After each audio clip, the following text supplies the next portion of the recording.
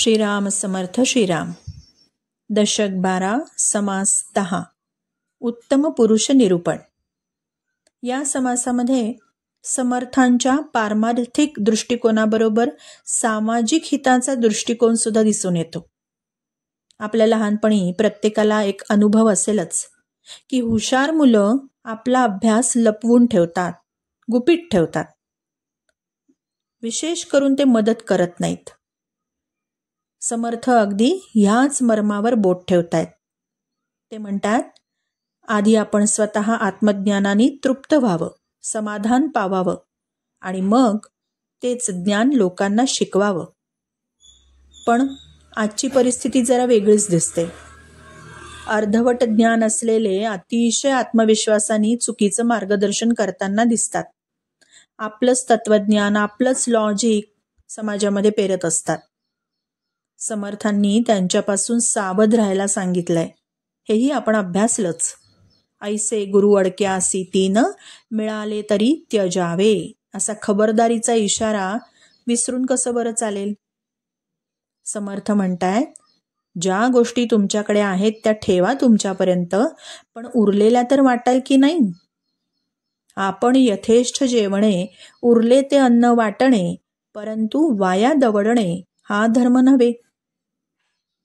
प्रापंचिक सल्ला हा तर दिलाच समर्थांनी, तद्वतच आत्मज्ञानाने पूर्ण पुरुषांनी समाजाचं भलं करत जावं. ज्याला उत्तम पोहता येतं त्याने बुडणाऱ्याला वाचवावं.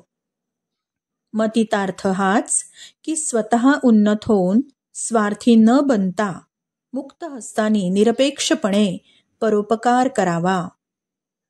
इथे समर्थना व्यक्ती या देशाच्या मुख्य साधनावर म्हणजे मॅन पॉवरवर काम करतायत.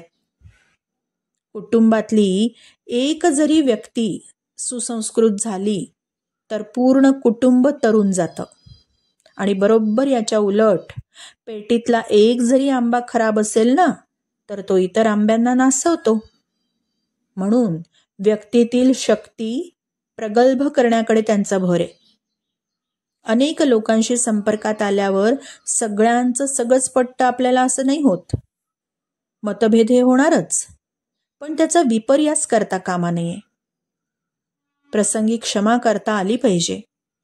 लोकांच्या कार्यात मदत करता आली पाहिजे.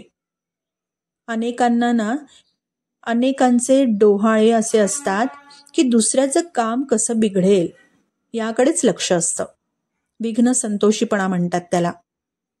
एखादा वेडावाकडा शब्द बोलला तर तेवढ्यावरून त्याच्याशी द्वेष करणं हे अजिबात करू नये. उत्तम पदार्थ आपण न घेता दुसऱ्याला द्यावा. कारण आपण एक दिवस मरणार आहोत हे प्रत्येकाने लक्षातच ठेवलं पाहिजे. आणि हेच समर्थ इथे सांगतायत दासबोधामध्ये.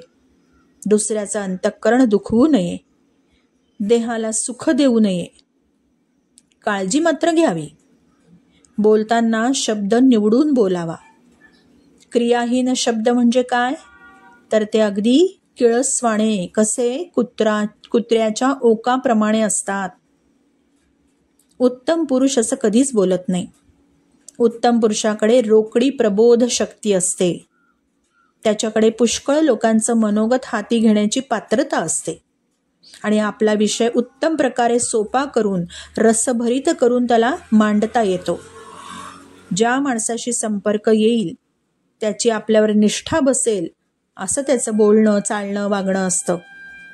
आणि हे सगळं विवेकाचं काम आहे. असं वागणारा जो असतो तो उत्तम पुरुष असतो. त्यांनी लोकसंग्रह करावा, लोकांना आपलंसं करावं. Star note. पेरिले ते उगवते, बोलण्यासारखे उत्तर येते. मग कर्कश तरी का बोलावे, काय निमित्ते. जे बी पेरलं तेच उगवतं, आपण बोलू तसं उत्तर येतं असं जर आहे तर विनाकारण कठोर कटू शब्द न बोलावे हे उत्तम. श्रीराम समर्थ श्रीराम.